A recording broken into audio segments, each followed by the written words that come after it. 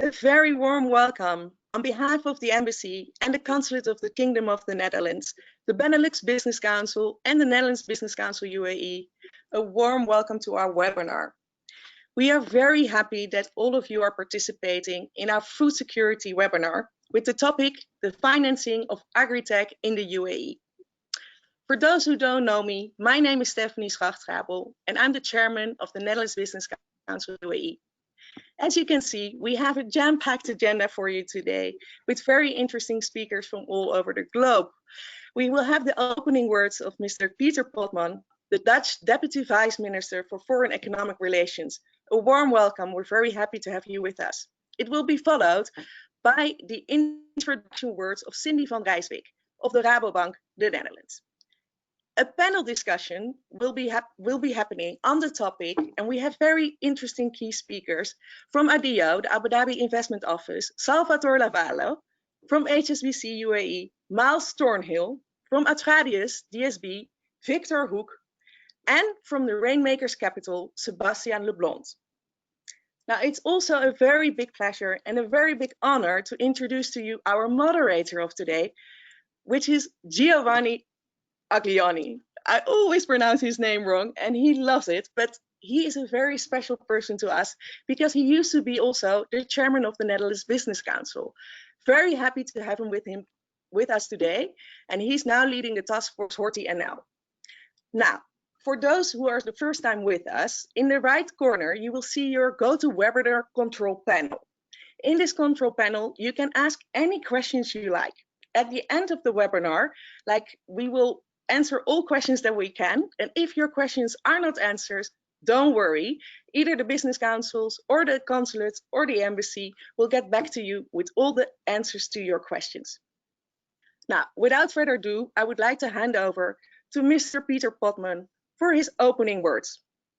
Peter, I know you cannot make yourself visible, but please let us hear your voice. Well, thank you, Stephanie, for introducing me. And I see on my own little screen on the iPhone a picture of me. So for those who don't know me, this is about my appearance. We had planned to also be visible in this webinar, but for technical reasons that was not possible. So you'll have to make do with my picture and my voice, but I'm very much live on the air right now.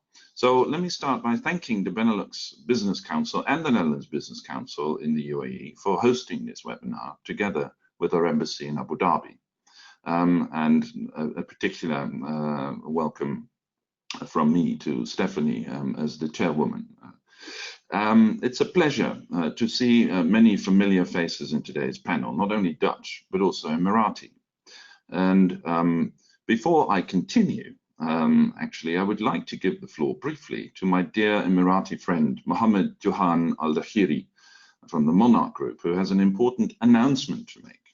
Mohammed, can you come in here? Good morning, Your Excellency, and everyone else in the panel. Your Excellency,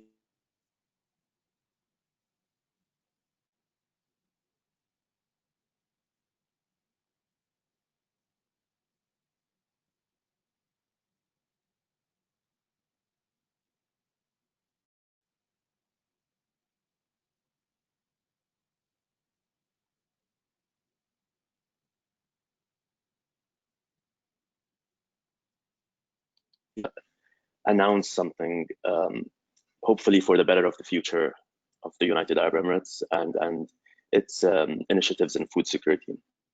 But before I do, I would like to give a dear thank you for the Netherlands ambassador, His Excellency Lodi. I know, unfortunately, he's not here with us today. But hopefully we will meet up and share this great announcement together.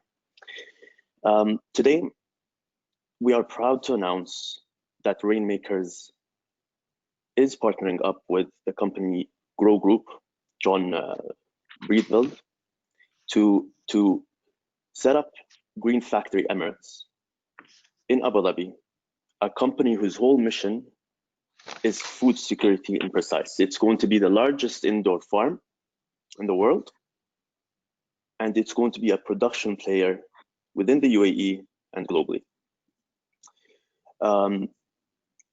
Our farm will be built in 17 hectares of land. It will produce 10,000 fresh crops, over 56 crops, 10,000 tons of fresh food, and that initially will step up to reduce the country's initiative in food security, precisely with the fact that 85% of our food is actually imported rather than grown in-house or grown in the country. So I would like to officially announce that we will definitely move forward by the end of the year in setting up Green Factory Emirates. Thank you. Well, excellent. My congratulations. I hope everybody can hear me now. So, Mohammed, my sincere congratulations to the Grow Group and Rainmakers for this historic deal. And I still vividly remember we had lunch in Abu Dhabi Yes. in January, and we discussed the cooperation, between your group and the Dutch horticulture sector. We set our eyes on Expo Dubai 2020. And so, well, we made it, you made it, and the Expo will have to wait for another year. But this is just wonderful news, and it goes to show that our collaboration can go from dream to reality, in a very short period of time. So I wish you all success. Thank you, Your Excellency. With this the pioneering effort, and I hope to come and see for myself before too long. But in any case, before next year's Expo. Let me include to you, Your Excellency, just before we move on. Sure. The Green Factory Emirates is going to be leading. Let me tell you this: it's going to be leading in ag-tech. Ag technology, so agricultural technology, is the biggest component we have. It is going to drive the fact that water consumption is going to be reduced by 95%, and let alone the electricity usage, reduction in waste usage. The whole purpose of Green Factory Emirates, backed by Wageningen University, monitored by them. It's a pleasure for us to be working with Wageningen University, but as well, hopefully down the future, we will be able to officially work with MIT to collaborate with them and to support us with this lab itself. So you could imagine how many amazing things we could develop in this lab. This lab is going to be a driver to find efficient ways to operate the actual farm and to help empower. So let's not say it's farmers, we'll say it's food technologists. It will help them empower and give them the tools to really build and to help operate this arid region that we have today. It's going to be more efficient. It's going to be more productive, and it's going to be rapidly. It's going to be in a rapid scale throughout the whole process. And Grow Group and the Monarch, as chairman of the Monarch Group and Rainmakers Capital, this is an initiative that I dearly take for myself and for our team to really push forward for this initiative, and it will only be done with the fact of agricultural technology. So thank you very much, Your Excellency, for this opportunity. Thank you for the whole introduction and helping us push this forward to achieve. Yes. Well, thank you so much, and this all sounds very exciting, and we are looking forward to the results and the further growth of that collaboration. Well, on that happy note, I think I'll continue my opening remarks for the webinar.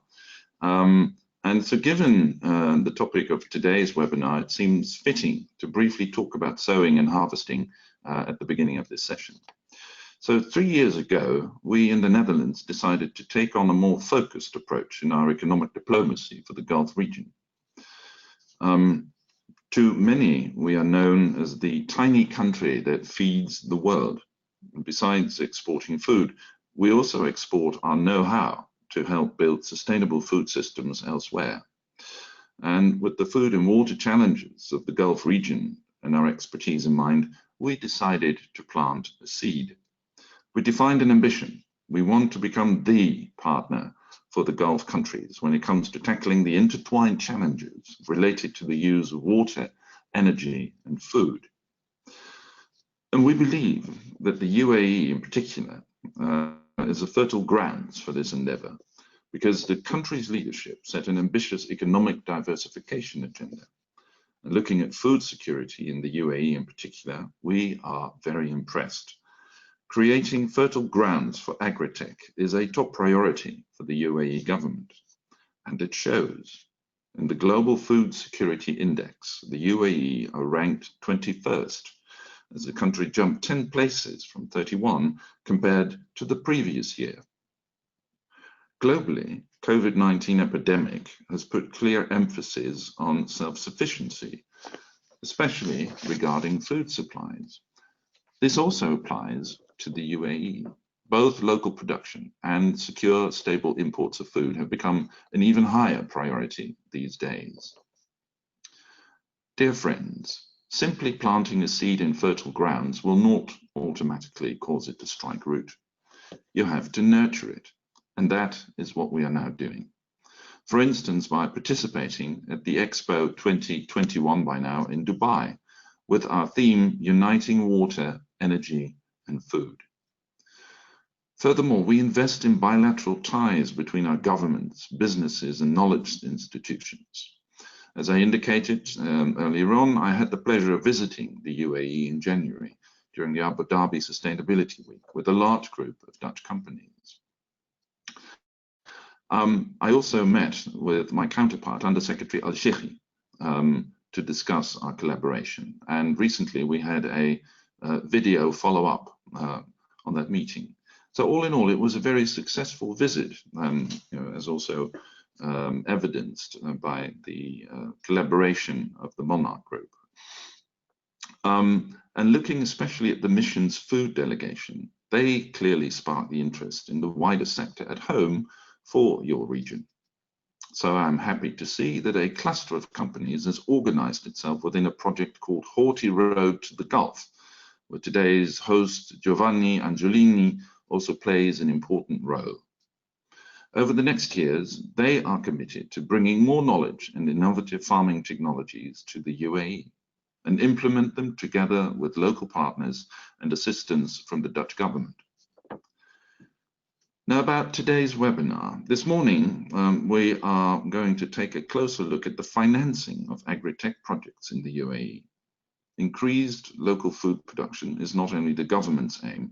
We see that private sector has also set ambitious targets for selling more local products in the UAE. Yet, companies in our network, both in the UAE and in the Netherlands, inform us that they sometimes find it challenging to find the fitting funding for initiating projects. Therefore, this morning, we have brought together a couple of different stakeholders with a role and an interest in financing agri-tech and agri projects. And so we are delighted to have with us today Rabobank, HSBC Middle East, Atradius DSB, the Monarch Group, Rainmakers and Abu Dhabi Investment Office. We hope to have fruitful discussions on the financing of novel agri-tech initiatives, shed a light on the options and opportunities, and gain a better understanding of what banks and investors locally see happening on the ground. Dear friends, I will wrap up for now and leave you with a final thought. It is said that if you plant a tree, you do not plant it for yourself, but for generations to come. And that also applies to our cooperation in food security. Working on more sustainable, perhaps even circular solutions to feed our people does not only make business sense, less biomass is wasted and fewer imports are needed. Innovative agriculture can help us to ensure a healthy diet for all. It can contribute to achieving the Sustainable Development Goals, and it can bring the implementation of the Paris Climate Agreement closer. It is a vital step to ensure we pass on a livable world to next generations. We look forward to working with our friends in the UAE on this noble task for the many years to come. Thank you for your attention. I'd be happy to take one or two questions, and I think I hand over to Giovanni. Your Excellency, Mr. Peter Potman, thank you very much for your keynote. Our Dutch Deputy Vice Minister for Foreign Economic Relations, thank you very much. And also we are very pleased to hear the announcement by the Monarchs Group Chairman, Mr. Mohammed Juan Al-Daheri. This is great news indeed, and I'm very happy to hear that the Dutch can play a role in setting up this green factory Emirates, and we would love to hear more about it. Mr. Potman, thank you very much. I have one question from the audience, if you mind me asking you.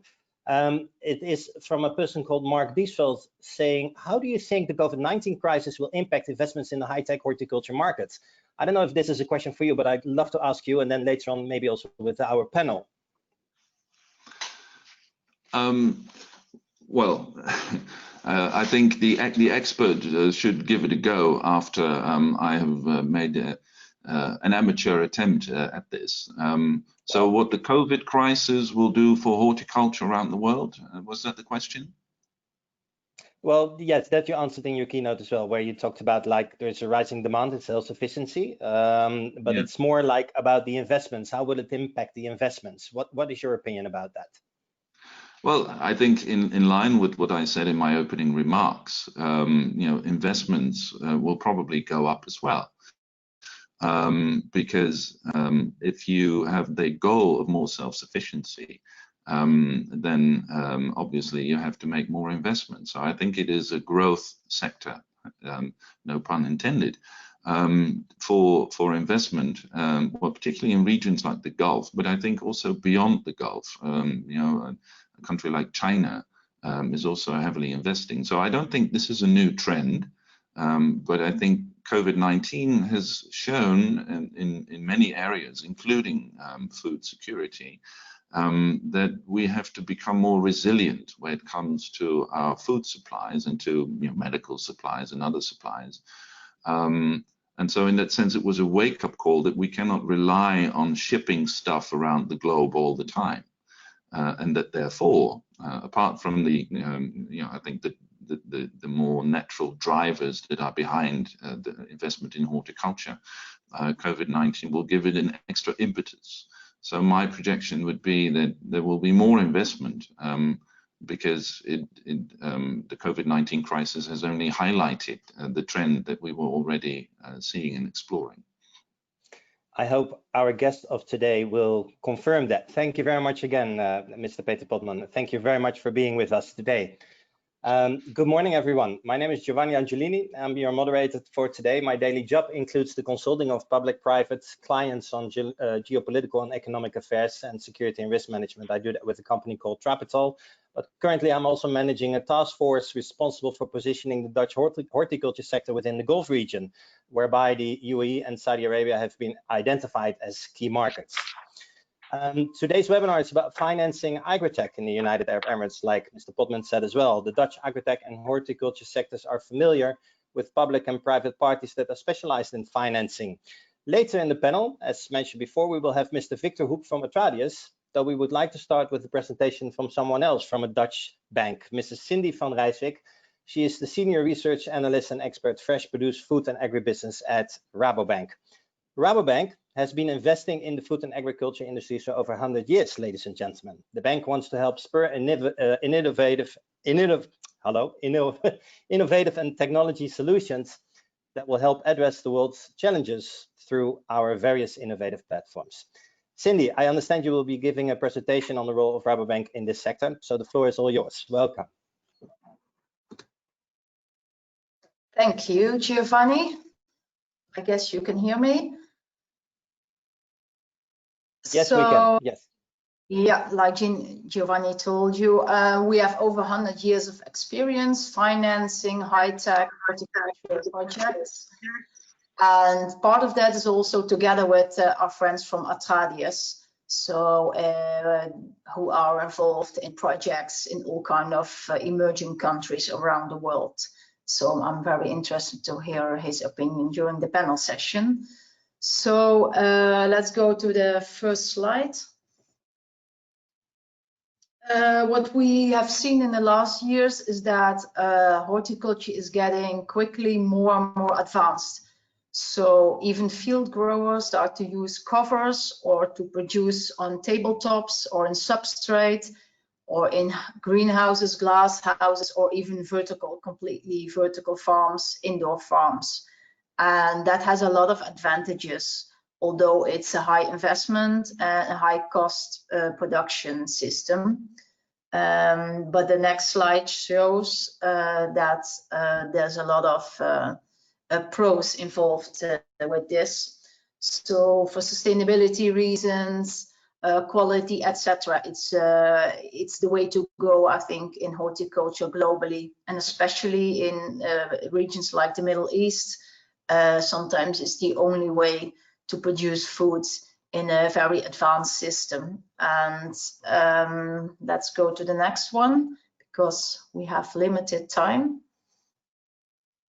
But still, I think always investors and growers have to look very carefully what system is most suitable for the local circumstances.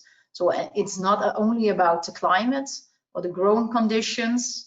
Those are very important, especially temperature and water availability, but also the market.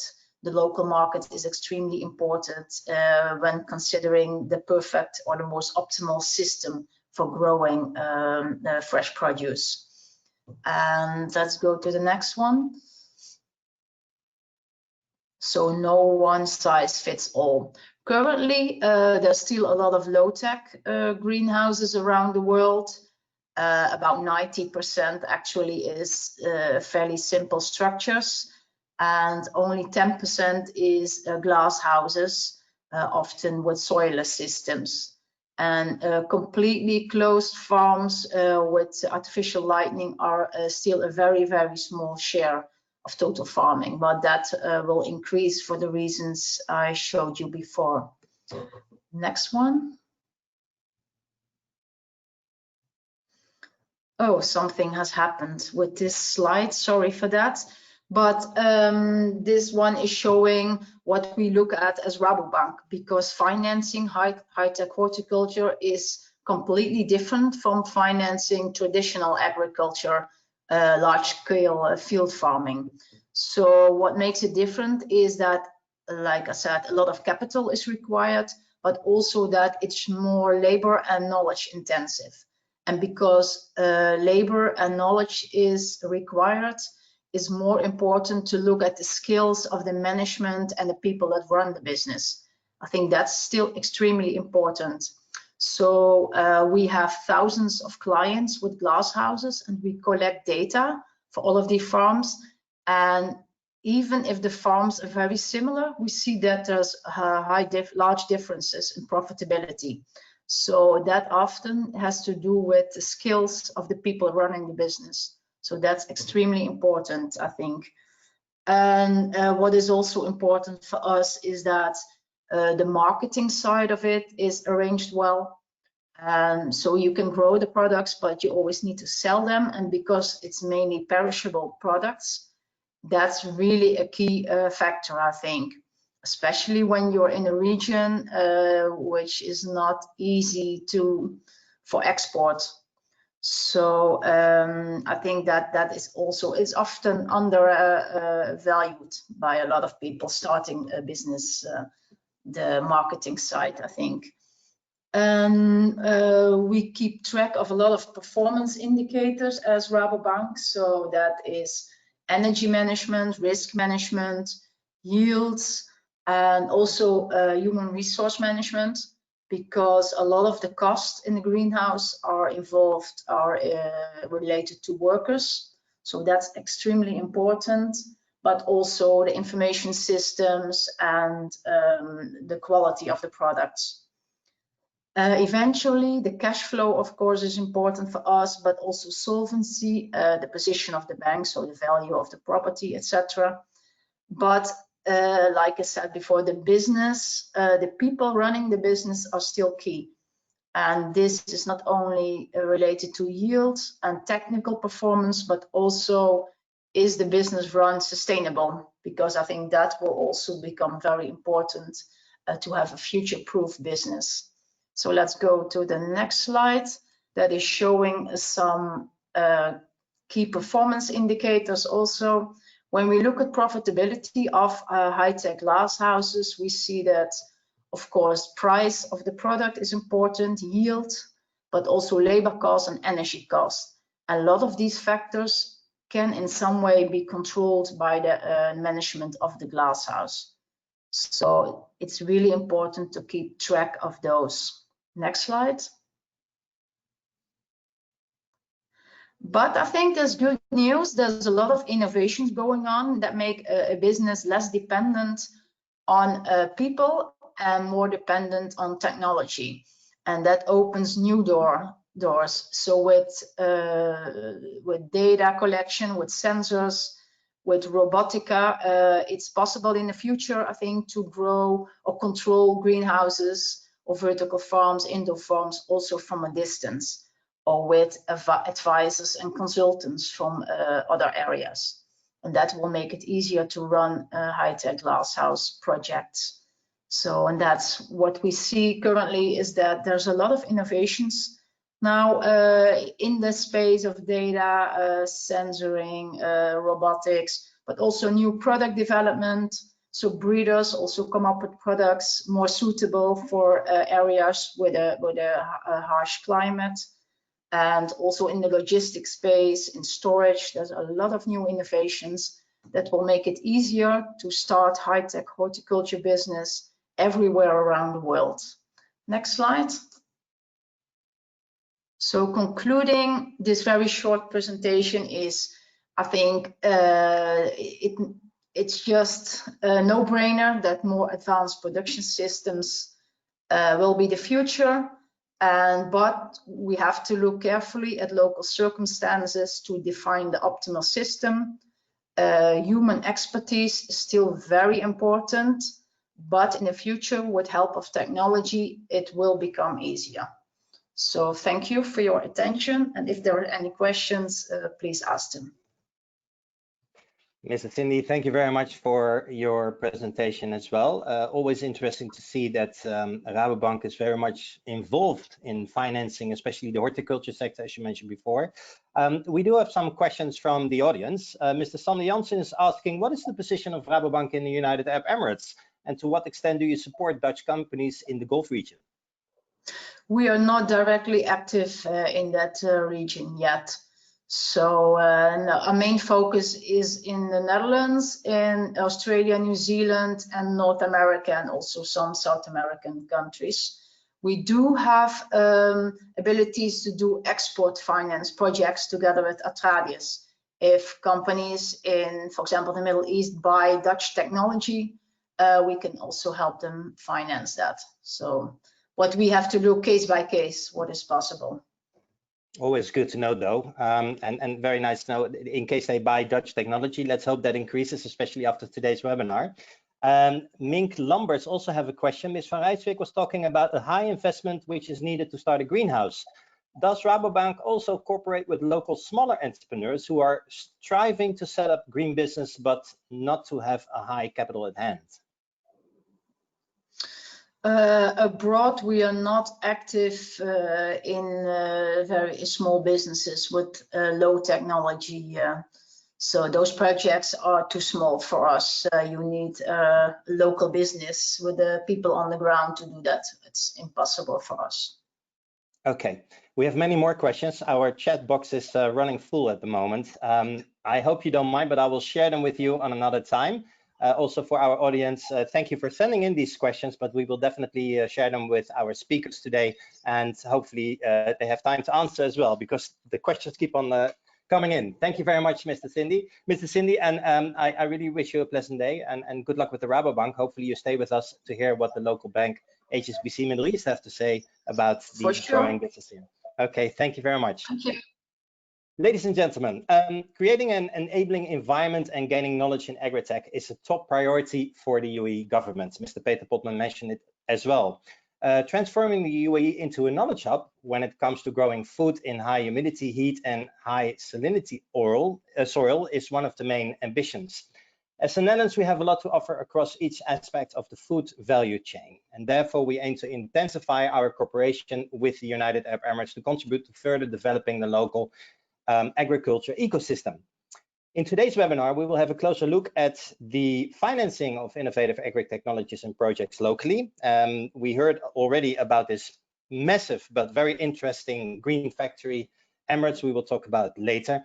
But thanks to the efforts of Fleur Hoog-Antink, I have to mention you at the Netherlands Embassy in Abu Dhabi. I'm pleased to introduce you to a wonderful panel with high-level representatives from both public and private sector today. Let me start with introducing you to our first guest, Mr. Salvatore Lavallo. He's head of FDI and AgTech sector lead at Abu Dhabi Investment Office. A warm welcome, Salvatore. Good to have you with us today. Thank you so much. Always happy to be with you guys. Well, great. Among today's audience are many agri-tech companies that closely monitor the globe's rising demand for self-sufficiency in production of fresh food, as you may know. The UAE has a clear strategy through its 2021 mission and 2051 vision. What is the role of Abu Dhabi Investment Office in this, and what are your mandates?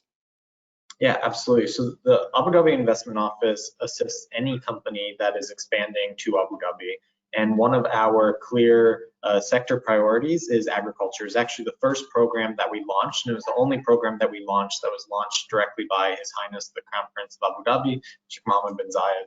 And we have, for the last 18 months or so since we've been established, been working very hard on bringing agricultural companies to Abu Dhabi. In April, we announced $100 million into 4 companies coming from abroad as well as in Abu Dhabi. The way that we help these companies to expand into the Emirates is both a financial and a non-financial support. In the financial side, we provide rebates, which is a pay and reclaim basis. So this is completely non-dilutive capital where the company will make the investment and then we will pay back on key cost centers. The cost centers that we're able to cover are usually in 2 buckets. One is on innovation costs. So that is the high skilled payroll and the high tech capex.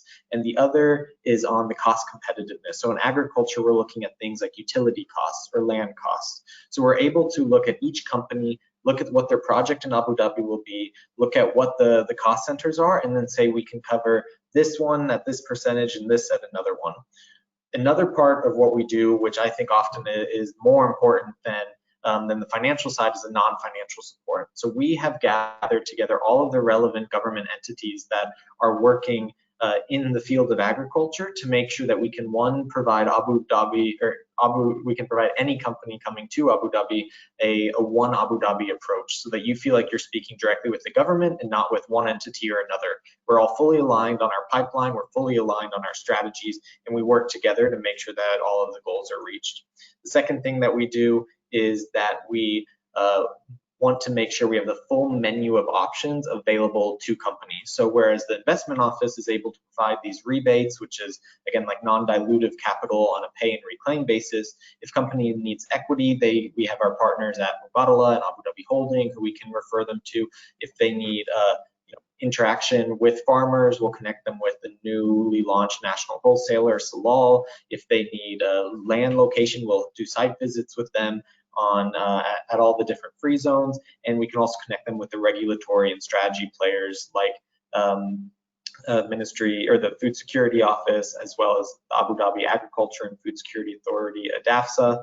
And then we also work closely with the UAE College of Agriculture for research. So what we really try to provide is, one, support to any company that's looking to come into Abu Dhabi, two, really individualized programs to support them. It's not one size fits all. We will look at your unique needs, the unique barriers, and provide you solutions to expand into Abu Dhabi. And three, we bring the entire weight of the Abu Dhabi government with us to make sure that you get the full suite of services that are available to you. So can I, in other words, can I also conclude like you're a bit of a one-stop shop, basically?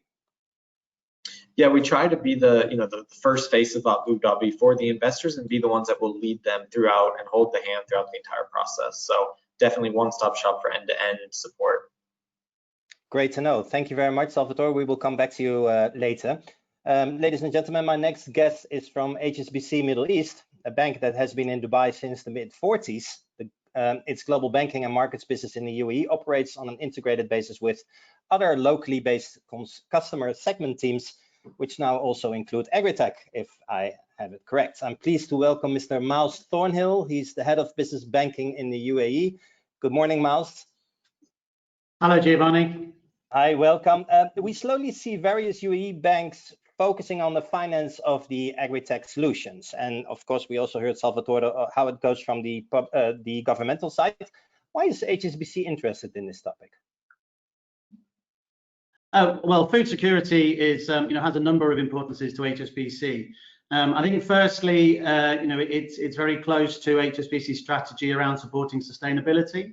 And we have actually entered into the dialogue around food security in this region over the last 4 years, specifically through our sustainable arm. So my colleagues there have funded and supported food security programs in conjunction with the University of Cairo and the International Center for Biosaline Agriculture here in Dubai, to really help kind of promote some of those messages and move that forward. So for us, firstly, it really sits within our sustainability agenda. And then secondly, as well, as that's developed and as our dialogue through our sustainability team has grown within the country, and we've been able to get closer to some of the decision makers and the kind of government entities here, and really have had it shared with us the ambition for food security and the journey that the government here wants to make. So as a long-established bank within this country, we're really keen to do what we can to help support that government initiative. And finally, as well, in terms of my role as one of my roles, head of business banking, the SME arm of HSBC. For us, we're really keen as a whole business strategy to engage with well-managed, well-capitalized, high-growth, innovative businesses as part of our business as well. And for me, the agri-tech space sits really within there to help me with my commercial goals as well. Thank you very much. I'll come back to you as well. Let me introduce the third guest. He's from a Dutch company that celebrates its 95th anniversary this year, despite COVID. And that's the company Atradius. They have a strong background in credit management and insurance and a long history of enabling global trades. So also the Gulf region and the UAE must be a very well-known area for you, Mr. Victor Hoek, head of project finance at Atradius Credit Insurance, correct? Yes, that's correct. Thank you, Giovanni. It's the United Arab Emirates have been an area where we have been active and busy for a long time. With some mixed fortune here and there, I must say, but it definitely is an area where we have had a lot of exposure in the past. Good to know. What is the role of Atradius in facilitating business between the Netherlands and the UAE? What do you offer? Well, in general, as the Dutch Export Credit Agency, our mandate is to support Dutch exporters doing business abroad. And we have a wide range of instruments in doing that, which we can also apply in the UAE. Just to mention, first of all, we have instruments that are directed to the exporters to help them protect the payment risks they are exposed to help them get access to working capital to finance their exports. But also, and I think this is very interesting for project developers and for buyers who want to shop in the Netherlands, we can cover the credit risks that are associated with the export financing that is required for shopping. And by covering the export financing, which is usually granted by a bank, we can drive down significantly the borrowing costs for the buyer or the borrower or the project developer. And that could make a big difference in getting the project economics over the line. So I think that would be our main focus, especially in this sector, when looking at the new projects in the UAE. Well, hopefully there are many new projects coming. We just heard as well the announcement, of course, of the Green Factory Emirates. And that gives me a small bridge now to introduce our fourth guest within the panel. I'm pleased to welcome Mr. Sebastian Leblanc, live from Canada. So it's quite late there, or very early in the morning. Quite. Sebastian, bonjour. Bonjour, bonjour. Thank you. Salam alaikum. I want to thank you, Giovanni, and the panel for having me with you this morning. It's currently 15 to 4 a.m., but I'm well awakened, so it's a great pleasure. So yes, I'm the CEO of Rain Capital. I'm also a business lawyer and an entrepreneur. For the past 15 years, I drove innovation in business modeling for banking, investment, and insurance industries. At Rainmaker, we believe that the private sector must play an active role as catalyst and dot connector in the context of building a sustainable food and agriculture industry. We've made our core mission to be that catalyst and to use our entrepreneurial skill to bring together local and global players and to humbly contribute to the development of resiliency and food security in the UAE. And that's actually where I wanted to talk about. And by the way, you look well, so don't worry about that it's that late or early in the morning. Because first of all, of course, congratulations to the announcement we heard earlier today from the chairman of the Monarch Group, Mr. Mohammed Johan Al-Bahaydi. What is exactly the link between Rainmaker's Capital and the Monarch Group? Would you elaborate, please? Yes, well, we're sister companies. So we, Monarch Group is the family office of Mohammed, and we have decided to put together a global team made of Canadian entrepreneurs as well as Emirati to be active in the food and agriculture space. So Rainmaker is the sister company active in the space. Okay, and what makes you decide to invest in the UAE? Well, as entrepreneurs and investors, we're driven by challenges and also by building what is needed. The UAE government has clearly defined food security as one of its top priority, and that's what led Mohammed and the team to really dedicate resources to focus in the field. So our group had several options in terms of industries in which we could add value and have impact. But several factors like COVID, reducing our carbon footprints, global warming, and growth in the world population influenced our desire to make an impact. And they guided our choice to get involved. So growing fresh produce in extreme climates becomes a very important component of any food strategy.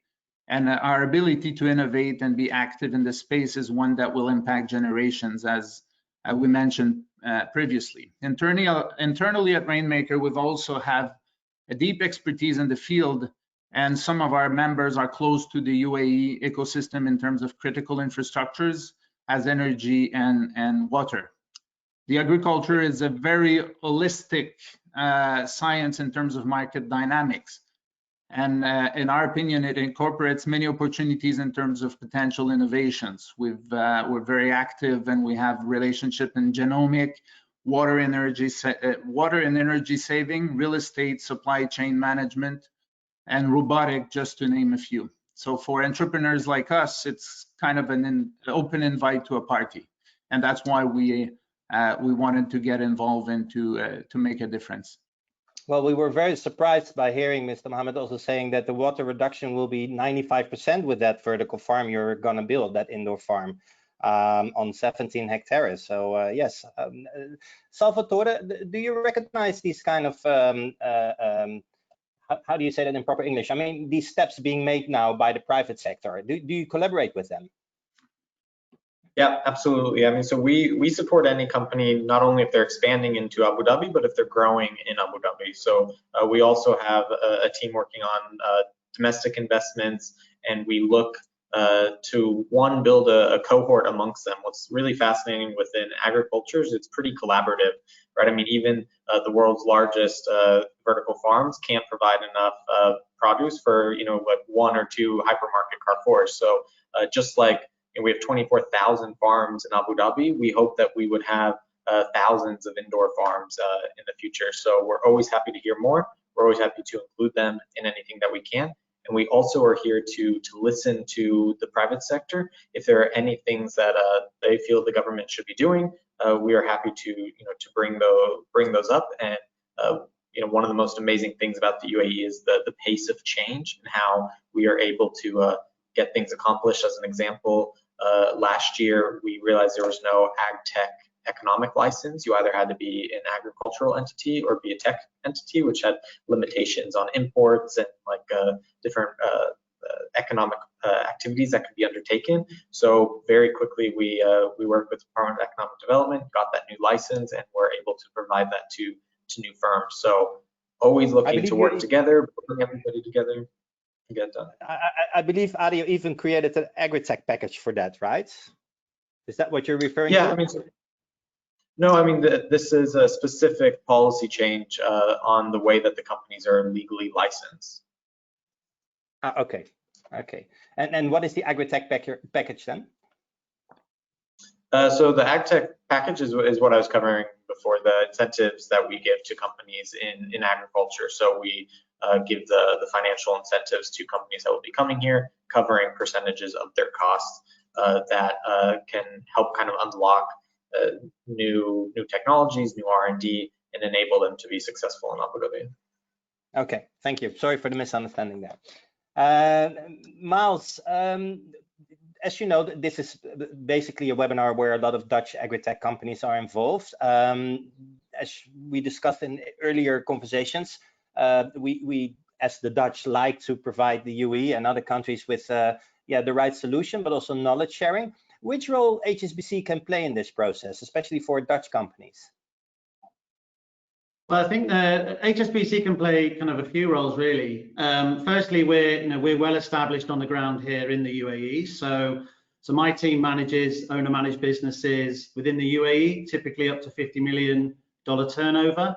And then we have teams that look after businesses ahead of that. So we have a network here of people on the ground that understand the local markets, understand what it means to open accounts here, to manage all of those side of things as well. So I think we certainly bring that. Secondly, we have a strong international network ourselves. So as well as being head of business banking, I also wear a hat as the agri-food lead for HSBC in the region. And through that, I connect with agri-sector heads within HSBC throughout the world, whether that's North, South America, Europe, Asia, Australasia. We get together on a regular basis to share ideas and innovation, and both in the technology and in funding as well. So I think we can certainly bring that access as well. And I think also through our involvement in sessions like this and with players that we have on the call today, I think, to use an agricultural term, we're keen to continue to grow our ecosystem so that we can have relationships with Victor and his team on the ECA front. We can understand the equity backing and the kind of governmental support that can come out of the likes of ADIO and others, and really make sure that we can champion clients that come to us through those avenues as best we can. Victor, would you like to answer this call for collaboration? Yeah, sure. For us, it is very, because we are sitting in an office in Amsterdam, far away from where the action is, and so for us, it is very important to when we enter into a financing of a project, that we have a partner who has an establishment on the ground, who knows local customs, who is familiar with ECA financing and also knows about agricultural business. And there aren't too many banks who would tick all those boxes. And for us, especially being a relatively newcomer in the field of horticultural financing, that would be a really prerequisite to team up and to partner with a bank that ticks those boxes. And yes, as Miles already alluded to, that we have some things going on at the moment, and that are looking promising. And we are hoping really to bank on potential successes of those ventures. Great to know. Salvatore, there was also a call for you on behalf of HSBC. Absolutely, we're always happy to work with anybody and understand, to add to that menu of options that we can give to investors coming to the region. Okay, Sebastian, I see the time is running. It's already 7 to 10 here in the Netherlands and 7 to midday in the United Arab Emirates, and very late for you, or very early in the morning for you in Canada. There are also challenges, right, and risks. I mean, what we notice right now as the Dutch sector is that, for example, trading companies in the UAE who didn't have any experience with this sector are being approached right now by the government, for example, with the question like, should you invest a bit more in the food security issue? What is your experience and what are the challenges you think they should keep in mind?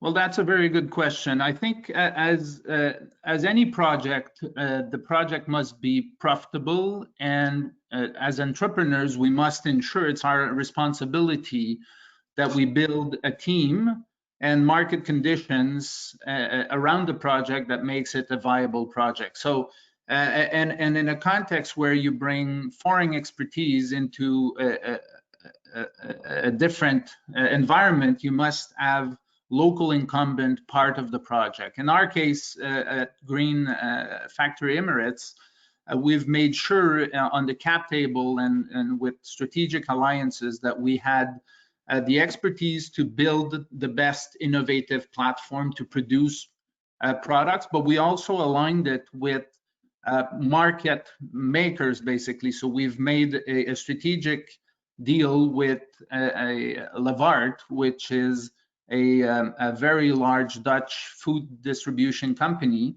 that has already a wealth of experience on the ground, and that is helping us drive production as to what product to produce, and they're making sure that we align pricing. So in the market conditions in the UAE right now, we must align, I guess, innovation and our ability to produce fresh products, but also at the right price. So if we do not align very pragmatical components, will fail. So I think it's very, very important to keep in mind at all time that we need to build better product at a cheaper price, and that innovation in a context of business must support very pragmatic goals. Yes, and don't forget about food waste, for example. I mean, sometimes it's getting produced in high volumes. Miles, you mentioned earlier in your introduction about that you worked with the University of Cairo. Do you think R&D and working with knowledge institutes is very important, especially to achieve these goals for the UAE? Yeah, absolutely. I think this is an exciting and growing sector, and the more we can tie up with some of these knowledge centers, we can really all contribute to the change. And some of the challenges we have in this region are from an agricultural growing perspective are quite unique. So so I think those partnerships are really keen. But I think also as well, because there's such a will and such a strong desire to innovate and make these developments in this region, I think there is potential in time for some of that knowledge to be exported from this region. If the Centre for Biosaline Agriculture is able to grow maize in the desert, or some soya or rice here within this climate, to be able to export that to other areas, I think it's got both a significant social and economic impact in the future. So in the future, there's ways that we can really lead this. Well, I'm pleased to announce that working for the Dutch horticulture sector, we submitted a proposal with the Netherlands government, a kind of subsidy proposal, which actually include not only delivering the technology and the knowledge, but also working with local university and R&D institutes to see if we can build experience centers, etc. And Salvatore, that's also part of your strategy. You mentioned it before.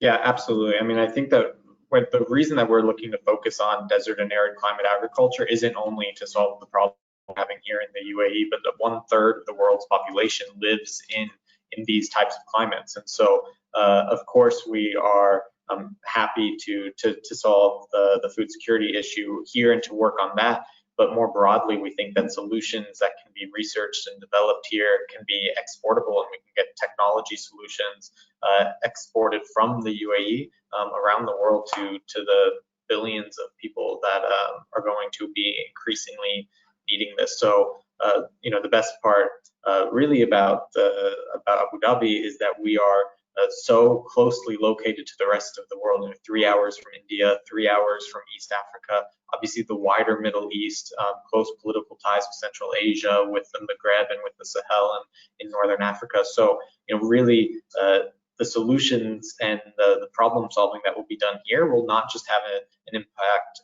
locally or regionally, but really globally. And so we're excited to really focus heavily on R&D and also on talent development. There's a totally new type of people that are getting into farming now. I think the average age before was in the 60s or 70s, but the companies we're bringing in are hiring new graduates who are excited to be in the labs and growing and changing electricity into calories. So 100%, we're really focused on R&D, and we're really trying to work with universities like the UAE College of Agriculture, which graduates about 100 agronomists a year, you know, and make sure that they're well integrated into the ecosystem and the companies that are expanding here. I think these are amazing words to also end this webinar, because unfortunately we're also already reaching the 1 hour timing for this event. We did receive some questions from the audience. For example, how can we connect with ADIO? We are more than happy to share these details of ADIO with our audience. Other questions like about the presentation from Mrs. Cindy, we will send them as well, ladies and gentlemen. And there's a question from, this is maybe a nice one to handle because it's from Sky Koorts, the gentleman behind the project Pure Harvest. Sebastian, did you invest in existing players versus attempting to create a new venture in the controlled environment agriculture space? Any concerns regarding operating a project in the extreme climate environment of the UAE?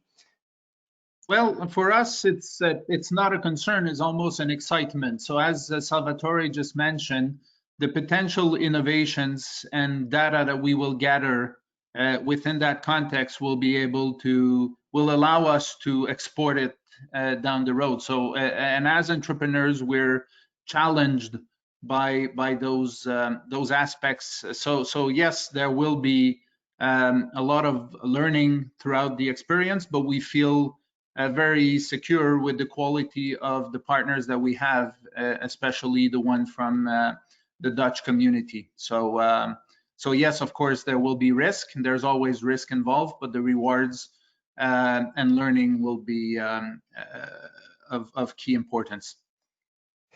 Thank you very much, Sebastian. Thank you very much all for panel members. Salvatore Stefan Lavallo from the Abu Dhabi Investment Office, Mr. Miles Thornhill from HSBC, Mr. Victor Hoek from Atradius, and Mr. Sebastian Leblanc from Rainmakers and the Monarch Group. Thank you very much. Stephanie, I would like to pass on the word to you again.